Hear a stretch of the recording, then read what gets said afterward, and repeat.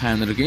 ఈరోజు మనం film making లో పార్ట్ 9 30° రూల్ గురించి నేర్చుకోబోతున్నాం. 30° రూల్ అంటే ఏంటి? సినిమా షూటింగ్ లో, ఎడిటింగ్ లో ఒకే సబ్జెక్ట్ ను వరుసగా రెండు వేరు షాట్ లో చూపిస్తున్నప్పుడు కెమెరా యాంగిల్ పొజిషన్ కనీసం 30° ఉంచాలి అనే నియమాన్ని 30° రూల్ అంటారు అన్నమాట.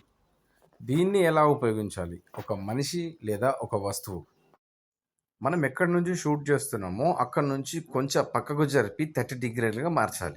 మనం దీన్ని మార్చినప్పుడు 30° కన్నా తక్కువగా ఉన్నప్పుడు 10-20 ఇంత ఉన్నప్పుడు మనకు జంప్ కట్ లాగా కనబడుతుంది. మనకు యాంగిల్ మార్చడం ఇష్టం లేనప్పుడు క్లోజప్ లేదా మనం షార్ట్ సైజ్ ని మార్చుకోవడం వల్ల దీన్ని ప్రత్యేకంగా మార్చవచ్చు. ఇది ఎందుకు వాడతారు అంటే, మనం ఒక సీన్ని తీసేటప్పుడు జంప్ కట్స్ జర్క్ రాకుండా ఆ కథతో పాటు ప్రేక్షకుడు అక్కడే లాక్ అయి ఉండే విధంగా నడిచేది. లేదు అంటే అతను డిస్కనెక్ట్ అయ్యే అవకాశం ఉంటుంది. కాబట్టి మనం 30° రూల్ని తప్పకుండా వాడాలి. ఇప్పుడు ఇద్దరు మాట్లాడుకుంటున్నప్పుడు అతని యొక్క ఎక్స్ప్రెషన్ ను చూపించాలనుకున్నప్పుడు మనం 30° రూల్ ని పక్కా వాడాల్సిందే. వాడినప్పుడు అది 30° ఉండాలి.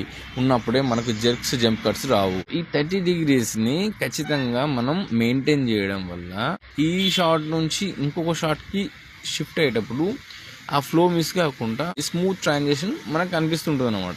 కొత్త ఇన్ఫర్మేషన్ని దీని నుంచి ఏ విధంగా చేయొచ్చు?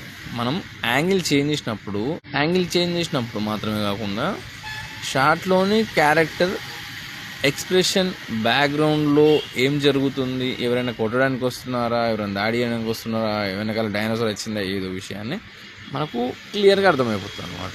మనం క్యారెక్టర్ ఏ షూట్ చేస్తున్నాం 30°లో క్లోజప్ షాట్ తీసుకున్నాం.